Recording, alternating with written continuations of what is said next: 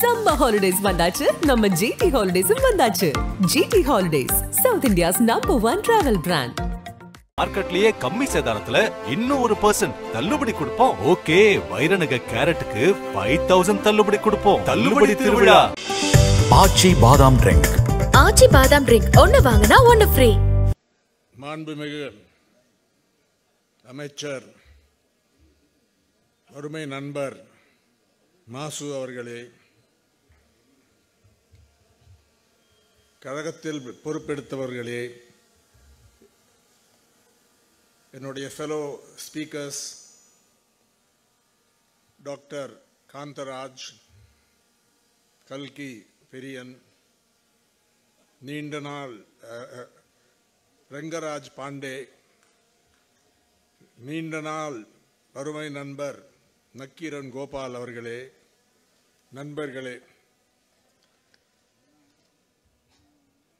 மாண்புமிகு முதலமைச்சர் மு.க. ஸ்டாலினுடைய 72ஆம் ஆண்டு பிறந்த நாள்,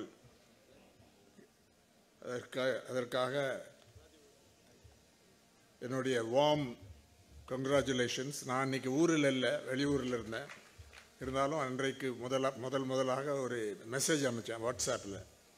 அவரை இது பண்ணி இந்த பிறந்த நாளை செலிப்ரேட் பண்ணுறதுல ஒரு சிறப்பு அம்சங்கள் உண்டு.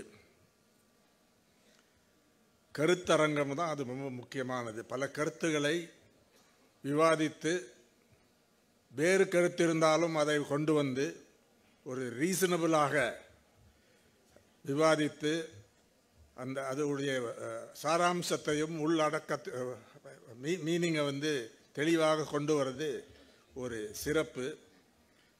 குறிப்பாக மாண்புமிகு மாசு அவர்களுடைய கருத்தரங்கத்தில் பல நேரம் நான் பங்கேற்று இருக்கிறேன். அதில் ஒரு விஷயத்தை கூர்மையாக கவனித்திருக்கிறேன். எந்த கூட்டத்திலையும் மாறு கருத்து இல்லாத கூட்டமே நடக்காது. எதிர்பார்க்காத பேச்சாளர்கள் வருவார்கள். திமுகவை கடுமையாக விமர்சித்த பேச்சாளர்களும் வருவார்கள். அது என்ன, எப்படி வராங்க, அதை எப்படி சகித்து கொண்டு இருக்கிறார்கள். வெறும் அவர் மட்டும் இல்லை, அவர் கட்சி சப்போர்ட்டர்ஸ், ஆக்டிவிஸ்ட் எல்லாரும் அப்படிங்கிறது ஒரு நல்ல ஒரு கலாச்சாரத்தை தான் வெளிப்படுத்துகிறது. குறிப்பாக இவர் தலைமையில் அவருடைய இனிஷியேட்டிவில் நடத்தக்கூடிய கூட்டங்கள், கருத்தரங்கத்துடைய சிறப்பு அதுதான் என்று நினைக்கிறேன். அர்த்தமுள்ள கருத்துக்களை விவாதித்து தெளிவுபடுத்தி சில விஷயங்களை நம்மளே கற்றுக்கொண்டு அந்த கூட்டங்களில் பேச்சாளர்களோடு கற்றுக்கொண்டு நடத்துவது தான் சிறப்பு. இந்த கருத்தரங்கத்தில் இது ஒரு பர்த்டே செலிப்ரேஷன், பிறந்த நாள் செலிப்ரேஷன். அதில் வேறு பல பேர் சும்மா மாலை போடுவாங்க, வேறு படிப்பாங்க, கவிதை படிப்பாங்க, அதெல்லாம். ஆனால் இந்த கருத்தரங்கத்துடைய யாராவது அடுத்த வருஷம் இதை ஞாபகம் இருக்கணும்னா அதில் சில சிறந்த கருத்துக்கள் இருக்க வேண்டும். ஒவ்வொருவரும், எனக்கு முன்னால் பேசின ஒவ்வொருவரும் ஒரு முக்கியமான சில கருத்துக்களை நம் முன்னால் வைத்திருக்கிறார்கள். அதை பற்றி நான் இது வரைக்கும் யாரும் எழுந்து போகலன்னு சொன்னாங்க. இதுக்கு முன்னால் என் பேச்சுனால யாரும் எழுந்து போகாததுக்கு நான் ஜாகிரதையாக இருப்பேன், அதிக நேரம் பேசாத. முதலமைச்சரை பற்றி பேசுவோம். கோபால் அவர்கள் தக்கீரன் கோபால் அவர்கள் சொன்ன மாதிரி கலைஞர் சொன்ன ஒரு கேரக்டரைசேஷன் என்று சொல்லலாம். ஒரு மனிதரையோ ஒரு தலைவரையோ சில வார்த்தைகளில் டிஸ்கிரைப் பண்ணணும், கேரக்டரைஸ் பண்ணணுங்கன்னா கலைஞரை விட யாரும் அது செய்திருக்க முடியாது. அது ஒரு முக்கியமான அந்த கேரக்டரைசேஷன் என்பது ஸ்டாலின் என்று உழைப்பு சொன்னால் அது சாதாரண விஷயம். உழைப்பு என்றாலே ஸ்டாலின் சொல்றது, அதிகமாக புகழ மாட்டார், யாரையும் தேவையில்லாத புகழ மாட்டார் கலைஞர். அவர் வார்த்தைகளுக்கு மீனிங் உண்டு எப்பவுமே. எனக்கு ரொம்ப நாள் அவர் தெரியும். அவர் வயசில் என்னை விட ரொம்ப சீனியராக இருந்தாலும் என்னை ஒரு நண்பராக தான் கருதுவார். சில நேரம் விமர்சித்தால் கூட போய் பேசலாம், அவருடைய வேறு கருத்து சொன்னாலும். மாண்புமிகு முதலமைச்சர் அவர்கள் வேற ஸ்டைல், கலைஞரோட காப்பி இல்லை. அது பார்த்தா எல்லா விஷயங்கள்லையும் பார்க்கலாம் அந்த இதில். ஆனால் அதே வேல்யூஸ், அதே ஐடியாஸ், அதே ஐடியாலஜி பின்பற்றக்கூடிய ஒரு சிறந்த தலைவராக வந்திருக்காரு. 2 வருஷத்துலேயோ 3 வருஷத்துலேயோ இல்லை, பல பல பல நாடுகளில் இப்போ டைனாஸ்டின்னு சொல்லுவாங்க. அதாவது வந்த உடனே ஒரு 2-3 வருஷத்தில் இது பண்ணுறது. இவர் வந்து எமர்ஜென்சி அவசர சட்ட காலத்தில் ஜெயிலில் போய் டார்ச்சர் செய்திருக்கிறார்கள். இன்னொரு முக்கியமான தலைவர் வந்து சாக்ரிஃபைஸ் பண்ணி அவர் உயர் கூட எழுந்துட்டார். அந்த அனுபவம் வந்து நம் முதலமைச்சருக்கு உண்டு. அவர் வந்து ஒரு சிறந்த அட்மினிஸ்ட்ரேட்டர்.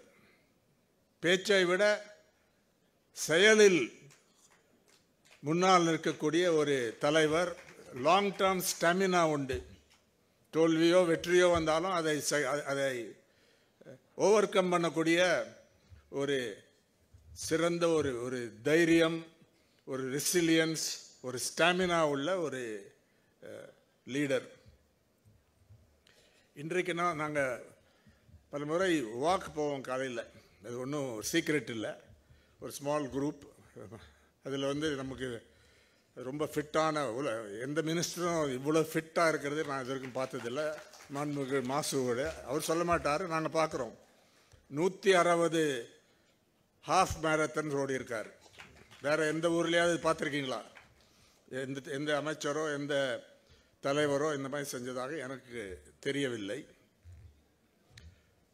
ஆனால் முதலமைச்சரை பொறுத்தவரையிலும் ஒரு அடக்கம், ஒரு சாஃப்ட் என்று சொல்லலாம். கொள்கையில் பிடிப்பு வந்து ஸ்ட்ராங்காக இருக்கும், ஆனால் நடைமுறையில் சாஃப்டாக நடக்கக்கூடிய ஒரு தலைவர். அதை எவ்ரிடே நாங்கள் பார்ப்போம். அதாவது செக்யூரிட்டி வந்து யாராவது வந்தாங்கன்னா வழியோடு நிறுத்த மாட்டாங்க. ஒரு வயசானவரை பார்த்தா டெய்லி அவரை போய் பார்த்து கிரீட் பண்ணுவார். இது பண்ணி பல பேர் வந்து திடீரென்று ஏதாவது பேசுவாங்க அந்த இதில். அது வந்து ஒரு ஸ்டைல் ஆஃப் ஒர்க். அது மட்டும் இல்லை, அவர் சொன்ன ஒரு முக்கியமான கருத்து என்ன, இப்போ ரீசெண்டாக அந்த ஸ்டேட்மெண்ட் விட்டார் ஒரு இன்டர்வியூவில். அதாவது பாண்டே அவர்கள் இந்த கூட்டணி அப்படியே இருக்கு உறுதியாக இருக்கிறது, அது யூனிட்டி இருக்கிறது, அது இருக்கிற மட்டும் மீதி கட்சிகளுக்கு வாய்ப்பு இல்லை என்று தான் சொன்னது அர்த்தமாக எனக்கு புரிந்தது. அது உண்மைதான். அதை பற்றி கேட்கும் பொழுது, ஏன்னா சில நேரத்தில் அந்த கூட்டணியில் இருக்கக்கூடிய வேறு கட்சிகள் இல்லைன்னா அந்த கட்சி ஒரே கட்சி சேரலாம்ல. அந்த மாற்று கருத்து இல்லைன்னா எதுக்கு கட்சி நடத்தணும்? ஆனால் கூட்டணியில் கேட்கும்போது அவருக்கு தெளிவாக சொன்னார், ஒரு கூட்டணியில் நடக்கிறது ஒரு குடும்பத்தில் நடக்கிற மாதிரி பல விஷயங்களில் வித்தியாசம் வரும். சில நேரம் கொஞ்சம் ஹீட்டடாக கூட ஆகும், ஆனால் எல்லாம் ஒன்றாக தான் இருப்போம் என்று சொன்னார். அதனுடைய உள்ள அர்த்தம் என்றால் பேச்சு சுதந்திரம், பல ஃப்ரீடம் ஆஃப் ஆக்ஷன், அது வந்து ஒரு ஃபண்டமெண்டல் ரைட். அதை யாராலையும் பறிக்க முடியாது, தடுக்க முடியாது. ஆனால் அதே நேரத்தில் சில வேல்யூஸ் பிரிங் அஸ் டுகெதர், உறுதியாக இருப்போம். இன்னைக்கு கம்யூனலிசமுக்கு எதிராக நாட்டில் உறுதியாக இருக்கக்கூடிய ஒரு கட்சி என்றால் திமுக. அதில் வந்து முன்னால் இருக்கக்கூடிய ஒரு கட்சி. அதே நேரத்தில் இப்போ கேரளாவிலும் லெஃப்ட் ஃப்ரண்ட் பிஜேபியோட போக மாட்டாங்க, இந்துத்துவா கம்யூனலிசமோட போக மாட்டாங்க, தெளிவாக இருக்கு. அதே நேரத்தில் ஒன்றிய அரசாங்கத்தை பற்றி ஒவ்வொரு நாளும் சண்டை போட போக்கு இல்லை. ஒரு புத்திசாலித்தனமாக, ஒரு ரியலிஸ்டிக்காக எங்கெங்கே ஒன்றிய அரசாங்கத்தோடு கோஆப்ரேட் பண்ண முடியுமோ அது செய்வார்கள். அவங்களோட பேச்சுவார்த்தை நடத்துவாங்க. இதுதான் அரசியல் கல்ச்சர். அவன் எலெக்ட் பண்ணிட்டாங்க, பிடிக்கிறதோ பிடிலையோ அவங்கள வந்து ரெக்கக்னைஸ் பண்ணணும். அதே நேரத்தில் அவங்க கொள்கை மோசமாக இருந்தால் என்ன விளைவு வந்தாலும் நாங்கள் அதை எதிர்ப்போம். அது இல்லாமல் இன்னைக்கு ஜாயிண்ட் ஆக்ஷன் கமிட்டிக்கு கால் விட்டுருக்க முடியுமா? பல மாநிலங்களுடைய முதலமைச்சர்களை போய் சந்திக்க ஒவ்வொரு ஸ்டேட்டுக்கும் ஒரு அமைச்சர் ப்ளஸ் ஒரு எம்பி அன்றைக்கி எங்கள்கிட்ட எக்ஸ்பிளைன் பண்ணிட்டுறாரு சிஎன் இந்த பார்க்கும்போது. அங்கே போய் சந்திப்பாங்க. இன்றைக்கி பேப்பரில் அதுதான் நியூஸ் வந்திருக்கு. அங்கே போய் அவங்கள அழைக்கிறது. அந்த முதலமைச்சர் அதாவது ஒரு டேட் ஃபிக்ஸ் பண்ணணும், இல்லை ஒவ்வொருத்தருக்கும் வேறு வேலை இருக்கும். அந்த டேட்டில் நீங்கள் வர்றது தான் எங்களுடைய ப்ரெஃபரன்ஸ். நீங்கள் வரலைன்னா ஒரு வேறு ரெப்ரசன்டேட்டிவ் அனுப்புங்கன்னு சொல்கிறது. ஒரு தைரியமாக இந்த தொகுதி வரையறை அந்த திட்டத்துக்கு எதிராக குரல் கொடுப்பதில் நம்பர் 1 இனிஷியேட்டிவ் எடுத்தது நம்ம முதலமைச்சர். அதே மாதிரி ஹிந்தி இம்போசிஷன், எந்த மதத்துக்கு வேணாலும் நமக்கு என்மிட்டி கிடையாது. எந்த மொழிக்கு எதிராக பல மொழிகள், இந்தியா மல்டிலிங்குவல், பல மொழிகள் இருக்கலாம். பாண்டே அவர் ஹிந்தி பேசக்கூடிய குடும்பத்தில் வந்தார். ஆனால் தமிழில் சிறந்த இதில் பேசுகிறாருங்க. ஆனால் பாண்டே பீகாரில் இருந்தால், உத்தரப்பிரதேசில் இருந்தால் தமிழ் பேசுவாரா? அவங்க சொல்கிறாங்க எந்த மொழி வேணால் இது பண்ணலாம். அவங்க ஒன்லி ஹிந்தியை தான் படிக்கிறாங்க. சில பேர் இங்கிலீஷ் படிக்கிறாங்க. ஹிந்தியை திணிப்பது இன்றைக்கு மட்டும் அந்த பிரச்சனை இல்லை. காங்கிரஸ் காலத்திலே இருந்தது, போராட்டம் நடந்தது. திமுக பவருக்கு வரத்துக்கு முன்னால் அது ஒரு முக்கியமான ஒரு நிகழ்ச்சி. அந்த 40 பிரசிடென்சி கல்லூரியில் எம்ஏ மாணவனாக இருந்தேன். எனக்கு நன்றாக ஞாபகம் இருக்குது. நான் அன்றைக்கி பெரிய அரசியல் ஒன்றும் பங்கு எனக்கு ஏற்றவில்லை. அது வெறும் படிச்சுட்டு இருந்தேன், ஹிஸ்ட்ரி எம்ஏ. அந்த எழுச்சி இன்றைக்கும் தெரியுது. தமிழ் மக்களுக்கு ஹிந்தி வெறுப்பா? இல்லை. ஹிந்தியை திணிப்பதற்கு எதிராக ஒரு மிலிட்டன்ட் ஃபைட் நடந்தது தமிழ்நாட்டில் தான். அது ஒரு ஜனநாயகத்துக்கு விரோதமான ஒரு போக்கு. அந்த நேரத்தில் தான் நேரு அவர்கள் ஒரு அஷூரன்ஸ் கொடுத்தார்.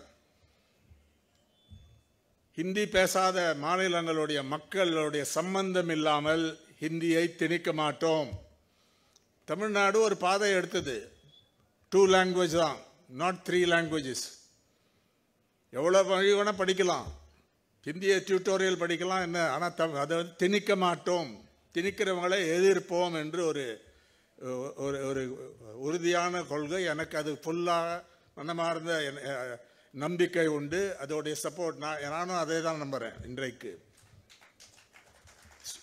மாணவர்கள் மத்தியில் சில பிஜேபி தலைவர்கள் போய் இன்றைக்கி ஏதோ சிக்னேச்சர் கேம்பெயின் அதெல்லாம் பேசுகிறாங்க. அது ஒன்றும் எடுபடாது தமிழ்நாட்டில். அந்த இதில் சில ஸ்கூல்ஸில் சில இது பண்ணால் கூட அது ஒன்றும் இங்கே யார் இது ஒரு பாப்புலர் இஷ்யூ. ஹிந்தி திணிப்பை எதிர்ப்பது இன்றைக்கு ஒரு முக்கியமான விஷயம். அதே மாதிரி இது டீலிமிட்டேஷன். இன்னும் ப்ராடாக பார்க்கணுன்னா மாநிலங்களுக்கும் ஒன்றிய அரசாங்கத்துக்கும் உள்ள உறவு, குறிப்பாக ஃபினான்ஷியல் ஏரியாஸில் அரசியலும் இருக்குது. இப்போ ரவி என்றவர் இந்தியாவில் மோசமான கவர்னர் ஒரு பட்டியல் எடுத்திங்கன்னா ரவி தான் டாப்பில் இருப்பார். இப்போ நான் எந்த கூட்டத்திலையும் அந்த விமர்சனம் இல்லாத நான் பேசுறது இல்லை. ஏனென்றால் அவர் மேலே ஒன்றும் ஒரு தனிப்பட்ட எனக்கு பயஸோ இல்லை ஹேட்ரடோ இது கிடையாது. அவர் ஆளுநர் தான். ஆனால் எல்லா விஷயங்கள்லையும் ஆர்எஸ்எஸ் பிஜேபி தலைவரை போல நடத்துகிறார். எப்படி அதை சென்ட்ரல் ஒன்றிய அரசாங்கம் அவங்க சொல்லி தான் பண்ணியிருப்பாங்க. ஆனால் தமிழ்நாட்டு பேரையே மாற்ற பார்த்தார்ல. எனக்கு இன்விடேஷன் வந்திருக்கு பல நேரத்தில். தமிழ்நாடு என்பது தவறான ஒரு நேம், தமிழகம் தான் இருக்கணும்னு சொல்லி இவர் சொல்கிறார். இவர் இதில் பல முக்கியமான பில்ஸ் ஹோல்டப் பண்ணாங்க. இன்றைக்கி சுப்ரீம் கோர்ட்டில் கூட அந்த விஷயம் இன்னும் அங்கே தான் இருக்குது. இதில் இதெல்லாம் எதிர்க்கக்கூடிய ஒரு கொள்கை வேண்டும். இன்னும் இந்த ஃபர்ஸ்ட் மீட்டிங் டீலிமிட்டேஷன் இன்னும் போகும்போது சென்ட்ரல் ஸ்டேட் ரிலேஷன்ஸ் அதை வேறு பாதையில் கொண்டு போக வேண்டும். இன்றைக்கு மட்டும் இது இல்லை, காங்கிரஸ் காலத்தில் இதுதான் நடந்தது. உண்மையை சொல்ல வேண்டும். காங்கிரஸும் செஞ்சாங்க. கலைஞர் அரசை 2 முறை காங்கிரஸால் கலைக்கப்பட்டது. ஒரு முறை சந்திரசேகர் இருந்தாலும் காங்கிரஸ் பிரஷரில் தான் நடந்தது. அநியாயமாக திமுக அரசாங்கத்தை. இன்றைக்கு வந்து அது செய்ய முடியவில்லை என்றாலும் பல முறைகளில் மாநில அரசாங்கத்துக்கு எதிராக ஒன்றிய அரசாங்கமும் ஆளும் அங்கே இருக்க டெல்லியில் இருக்கக்கூடிய ஆளும் கட்சியும் செயல்படுகின்றன. இதை எதிர்க்க வேண்டும். இந்த மாதிரி விஷயங்களில் திமுகவும் கூட்டணியும் தமிழ்நாடு மக்களும் அவங்களுக்கு முக்கியமான ஒரு பங்கு இருக்கு. இன்னும் 2026 மட்டும் இல்லை, நெக்ஸ்ட் 10 இயர்ஸ் 15 இயர்ஸில் இருக்கு. இன்னைக்கு வந்து பாஜக வந்து மெஜாரிட்டி இழந்து விட்டார்கள். ஆனால் அவங்களுக்கு ஒரு பெரிய அமைப்பு இருக்கு. RSS வந்து சாதாரண ஒரு இயக்கம் இல்லை. கிட்ட 100 ஆண்டு ஆக போகிறது அவங்க ஆரம்பித்து. அவங்க வந்து அவங்களுக்கு பல ரிசோர்ஸஸ் உண்டு. சோஷியல் மீடியா, ஒரு மிஷினரி, வாலண்டியர்ஸ், இதெல்லாம் இருக்குது. அந்த ரியலிஸ்டிக்காக பார்த்து ஆனால் அவங்களே தோற்கடிக்க முடியும். ஏன்னா இந்திய மக்களுக்கு இந்த மதவாதம் பிடிக்காது. Long term. அதனால தான் இன்னைக்கு உத்தரப்பிரதேசத்தில் அவங்களால வின் பண்ண முடியல.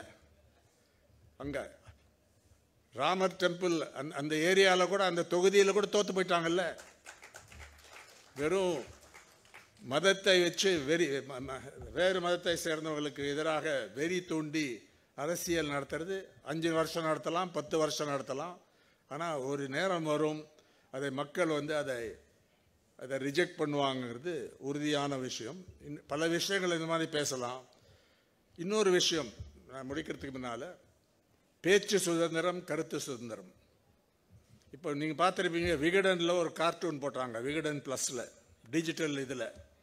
அது என்ன கார்ட்டூன்னா, இது மெட்ராஸ் ஹைகோர்ட்டில் கூட அது வந்திருக்கு. இப்போது என்ன கார்ட்டூன் என்றால், பிரதமர் மோடி அவர்கள் அமெரிக்க ஜனாதிபதி ட்ரம்ப்பை போய் பார்க்க போனார். அதுக்கு முன்னால் 2 நாள் முன்னால் வந்த இந்த கார்ட்டூன்.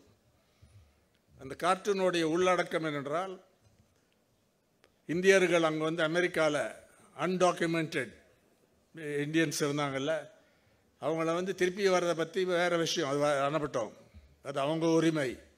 ஆனால் அவன் கையை கால் செயின் பண்ணி கொண்டு வந்தால் ஒரு சித்திரவதை தானே. அவ்வளோ நேரம் 15-20 ஹவர்ஸ் அவங்கள வந்து கொண்டு வந்தது. அதை பற்றி நம்ம ஒன்றிய அரசாங்கம் ஒரு ப்ரொட்டஸ்டையோ இதே செய்யவில்லை, கம்ப்ளைண்ட் செஞ்சதாக தெரியவில்லை. அது வந்து பரவலாக பத்திரிகைகளில் மீடியாவில் வந்தது.